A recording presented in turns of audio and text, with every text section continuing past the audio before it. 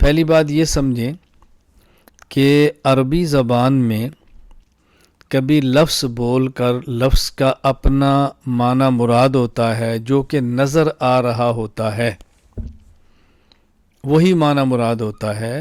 اسے کہتے ہیں کبھی نفس فعل کا ارادہ، نفس فعل مراد ہوتا ہے، یعنی جو فعل جو لفظ ذکر کیا ہے جو نظر آ رہا ہے وہی معنی مراد ہے، فعل بول کر نفس فعل ہی مراد ہوتا ہے۔ الحمدللہ رب العالمین الرحمن الرحیم مالک یوم الدین ایاک نعبد و ایاک نستعین۔ اب ایاک نعبد، اے اللہ ہم تیری ہی عبادت کرتے ہیں، تو نعبد کا لفظ کیا ہے؟ عبادت سے بنا ہے، تو اس کا معنی عبادت کرتے ہیں، تو جو لفظ نظر آ رہا ہے وہی معنی مراد ہے۔ اور کبھی ایک لفظ بولا جاتا ہے اور فعل بولا جاتا ہے، وہاں وہ معنی نہیں ہوتا جو فعل نظر آ رہا ہوتا ہے، بلکہ وہاں پر ارادہ فعل مراد ہوتا ہے۔ جیسے قرآن کریم کے اندر ہے یا ایھا الذین آمنوا اذا قمتم الی الصلاۃ فاغسلوا وجوہکم، اے ایمان والو۔ اب اس کا لفظی ترجمہ کیا ہوگا؟ ایمان والو جب تم نماز کے لیے کھڑے ہو، فاغسلوا وجوہکم، تو اپنا چہرہ دھو لو، یعنی وضو کرو۔ اب ظاہر ہے جب نماز کے لیے کھڑے ہوں گے پھر تو وضو نہیں کریں گے نا، پھر تو نماز پڑھیں گے۔ تو یہاں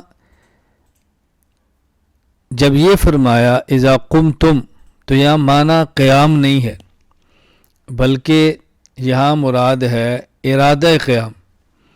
یا ایھا الذین آمنوا اذا اردتم، اے ایمان والو جب تم ارادہ کرو نماز کی طرف کھڑے ہونے کا، نماز پڑھنے کا، نماز کی ادا کرنے کا، تو وضو کر لیا کرو۔ تو یہاں دیکھو قیام بول کر قیام نہیں، ارادہ قیام مراد ہے۔ اسی طرح کبھی ایک لفظ بولا جاتا ہے فعل، اور وہاں پر فعل کا معنی نہیں بلکہ دعوی فعل مراد ہوتا ہے۔ قرآن کریم کے اندر ہے فلا تزکوا انفسکم۔ اب اس کا لفظی ترجمہ کیا ہے؟ بظاہر جو نظر آتا ہے اے ایمان والو تم اب تزکیہ نہ کرو، تزکیہ تو مطلوب ہے۔ قرآن کریم کے اندر ہے قد افلح من تزکا، وہ شخص کامیاب ہوتا ہے جو اپنا تزکیہ کر لیتا ہے، اپنے باطن کی اصلاح کر لیتا ہے۔ تو باطن کی اصلاح تو کرنا ضروری ہے، تو اللہ کے فرما رہے ہیں فلا تزکوا انفسکم، کہ تم اپنے باطن کی اصلاح نہ کرو۔ یہاں تزکیہ بول کر تزکیہ نہیں بلکہ دعوی تزکیہ مراد ہے۔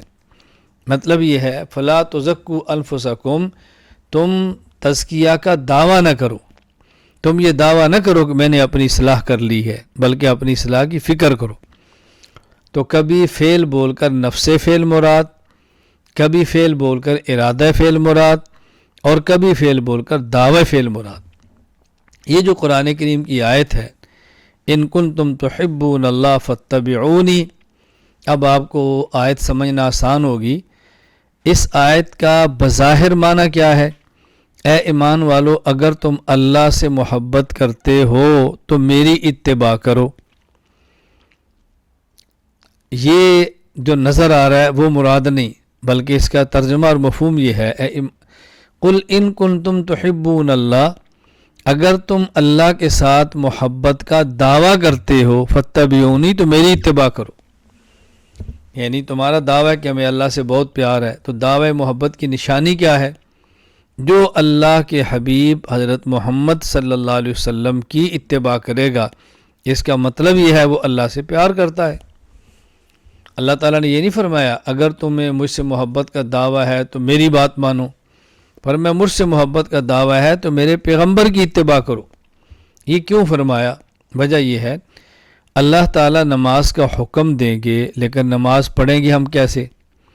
اللہ تو پڑھ کے نہیں دکھائیں گے۔ اللہ حکم دیں گے حج کرو، حج کریں گے کیسے؟ اللہ تو کر کے نہیں دکھائیں گے۔ اللہ تعالیٰ حکم دیں کہ تم رمضان کا روزہ رکھو تو روزہ کیسے رکھیں؟ اس کے لیے اللہ نے معیار رسول اکرم صلی اللہ علیہ وسلم کی ذات کو بنا دیا۔ کہ دو نماز پڑھو جیسے میرے پیغمبر نے پڑھی ہے، روزہ رکھو جیسے میرے پیغمبر رکھتے ہیں، حج کرو جیسے میرے پیغمبر کرتے ہیں صلی اللہ علیہ وسلم۔ اب معنی یہ ہوگا اگر تمہیں اللہ سے محبت کا دعویٰ ہے، تم دعوی محبت میں سچے ہو، تو نشانی فاتبعونی، میرے پیغمبر کی اتباع کرو۔ جو اتباع پیغمبر کرتا ہے صلی اللہ علیہ وسلم، اس کا معنی وہ دعوی محبت میں سچا ہے۔ عربی کا ایک شعر ہے، اتاصل الہ وانت تظہر حبہ وہذا لعمری فی الفعال بدیع لو ان حبک صادقا لأطاعتہ۔ اللہ اکبر۔ فإن المحب لمن يحب مطیع۔ اللہ سے محبت کا دعویٰ بھی ہے، پھر اللہ کی نافرمانی بھی ہے، یا العجب۔ اگر تمہارا محبت کا دعویٰ سچا ہوتا تو تم ان کی اطاعت بھی کرتے، بات بھی مانتے۔ تو اللہ پاک نے دعوی محبت میں شرط قرار دیا پیغمبر کی اطاعت کو، سبحان اللہ سبحان اللہ۔ اور آگے نتیجہ یحببکم اللہ۔ پہلے تو تمہیں محبت کا دعویٰ تھا نا کہ ہم کرتے ہیں، لیکن جب میرے محمد کی اتباع کرو گے، تم تو اللہ سے محبت کرتے ہی تھے، یحببکم اللہ، اللہ بھی تم سے پیار کرے گا۔ اللہ کو اپنے حبیب صلی اللہ علیہ وسلم سے اتنی محبت ہے کہ جو ان کی اتباع کرتا ہے اللہ اس کو اپنا محبوب بنا لیتے ہیں۔ یہ محبت جانبین سے ہے۔ اللہ غفور الرحیم۔ اب ایک بندے کے ذہن میں سوال آتا ہے کہ دیکھیں اللہ پاک نے عجیب شرط لگائی ہے، اگر میری محبت میں سچی ہو تو میرے محمد صلی اللہ علیہ وسلم کی اتباع کرو۔ حضور پاک تو معصوم ہیں، آپ تو کامل ہیں، ہم معصوم بھی نہیں، کامل بھی نہیں، ناقص ہیں، تو ناقص کامل کی مکمل اتباع کیسے کر سکتا ہے؟ غیر معصوم معصوم کی اتباع کامل کیسے کر سکتا ہے؟ تو ایسی شرط سخت لگائی ہے کہ جس پر عمل ممکن ہی نہیں۔ اللہ تعالیٰ نے جواب دے دیا، واللہ غفور، تم اتباع کرو جو تمہارے بس میں ہے، اور جو تمہارے بس میں نہیں ہے یا جو کمی رہ جائے گی، واللہ غفور، اس کو اللہ تعالیٰ معاف کر دیں گے، اس کو اللہ تعالیٰ معاف کر دیں گے۔ میں ایک سمجھانے کے لیے مثال دیتا ہوں، چھوٹا بچہ ہے، باپ ہے، والدہ ہے، کھڑے ہیں، بیٹا آ جاؤ، بیٹا آ جاؤ، بیٹا آؤ۔ اب اگر بیٹا اٹھتا ہے لڑکھڑاتی ٹانگوں سے تو اٹھنے کی کوشش کرتا ہے تو ماں یا باپ دوڑ کر اس کو اٹھا لیتے ہیں، لیکن اگر اٹھنے کا نام ہی نہ لے، حرکت ہی نہ کرے، تو پھر اٹھا کر کیسے اس کو دوڑ کر اٹھائیں گے؟ تو جب بندہ اتباع کرتا ہے اور کمی ہو جاتی ہے، کوتاہی ہو جاتی ہے، مکمل کر نہیں پاتا، اللہ فرماتے ہیں واللہ غفور، کچھ ہاتھ پاؤں تم مارو، جو کمی بیشی رہ جائے گی ہم معاف کر دیں گے۔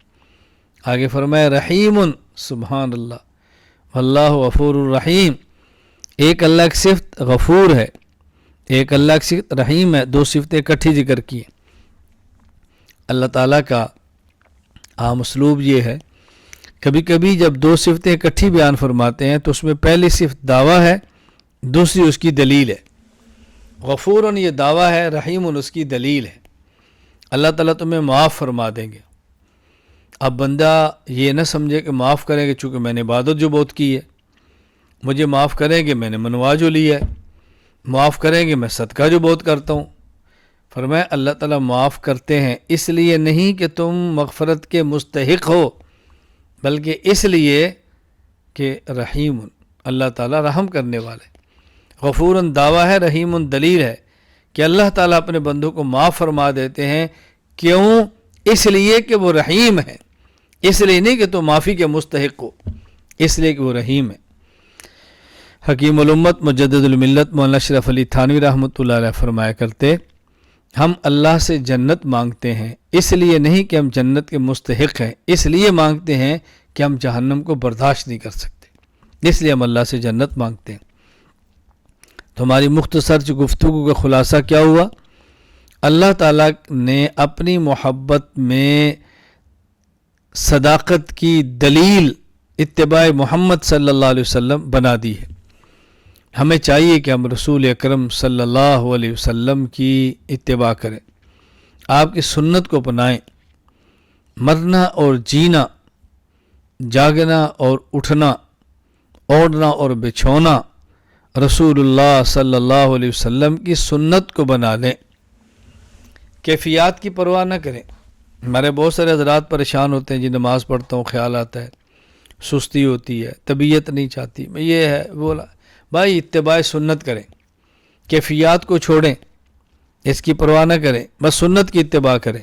سنت کے مطابق نماز، سنت کے مطابق زکوٰۃ، سنت کے مطابق روزہ، سنت کے مطابق حج، سنت کے مطابق سونا، جاگنا، اٹھنا، بیٹھنا، یہ سنت کے مطابق اپنائیں۔ میں اور آپ آج عزم کر لیں اور یہ طے کر لیں کہ ہم نے رسول اکرم صلی اللہ علیہ وسلم کی سنت کے مطابق اپنی زندگی گزارنی ہے۔ اپنی زندگی پر غور کریں، ہم مراقبہ کریں، جس سنت کی کمی ہے اس کو پورا کریں۔ پگڑی رسول اکرم صلی اللہ علیہ وسلم کی سنت ہے، اگر ہم میں سے کسی نے کبھی نہیں پہنی، آج نیت کریں، پگڑی خریدیں اور پہنیں، ایک بار سنت پہ عمل کر لیں۔ چہرے پر داڑھی رسول اکرم صلی اللہ علیہ وسلم کی سنت سے ثابت ہے اور واجب ہے، اس کو منڈوانے کی اور مٹھی سے کم کٹوانے کی گنجائش نہیں ہے۔ بھائی جن کی نہیں ہے وہ نیت فرما لیں کہ ہم نے داڑھی رکھنی ہے انشاءاللہ العزیز۔ لباس مسنون پہنیں، سنت لباس کا اہتمام۔ لباس میں سنت کیا ہے؟ نمبر 1، وہ لباس ایسا نہ ہو جو کفار یا فساق کا شعار اور علامت ہو۔ نمبر 2، وہ لباس ایسا چست اور ٹائٹ نہ ہو کہ انسان کے مخصوص اعضاء کی حیت نظر آتی ہو۔ نمبر 3، لباس ایسا نہ ہو کہ اوپر سے لٹکے تو ٹخنوں سے نیچے لٹک جائے۔ بس یہ 3 شرطیں ہیں۔ نمبر 1، کفار اور فساق کا شعار نہ ہو۔ نمبر 2، اتنا ٹائٹ نہ ہو کہ اعضاء خاص ان کی حیت نظر آئے۔ نمبر 3، اوپر سے نیچے جب لباس لٹکے تو ٹخنوں سے نیچے نہ ہو، کھڑے ہونے کی حالت میں وہ ٹخنوں سے نیچے نہ ہو۔ میں نے 2 باتیں کی، کھڑے ہونے کی حالت ہو اور اوپر سے لباس نیچے جائے، اسے کہتے ہیں نازلاً قائماً۔ نازلاً جو اوپر سے نیچے آئے، قائماً جب آدمی کھڑا ہو۔ کیوں؟ جب آدمی بیٹھا ہو ٹخنے چھپ جائیں کوئی گناہ نہیں، آدمی لیٹا ہو ٹخنے چھپ جائیں کوئی گناہ نہیں۔ اسی طرح جو لباس نیچے سے اوپر پہنے، جیسے جراب ہے ٹخنے چھپا لے کوئی گناہ نہیں، موزے ہیں ٹخنے چھپا لے کوئی گناہ نہیں۔ نمبر 1، لباس اوپر سے نیچے آئے۔ نمبر 2، آدمی کھڑا ہو، بیٹھا ہو یا لیٹا ہو ٹخنے چھپ جائیں تب بھی جرم نہیں، نیچے سے اوپر لباس جائے اور ٹخنے چھپ جائیں تب بھی گناہ نہیں۔ اللہ تعالیٰ مجھے اور آپ کو سنت کے مطابق زندگی گزارنے کی توفیق عطا فرمائے۔ بیان مختصر ہو اور اس پر عمل ہو، اس بیان سے بہتر ہے کہ جو لمبا ہو اور اس پر عمل نہ ہو۔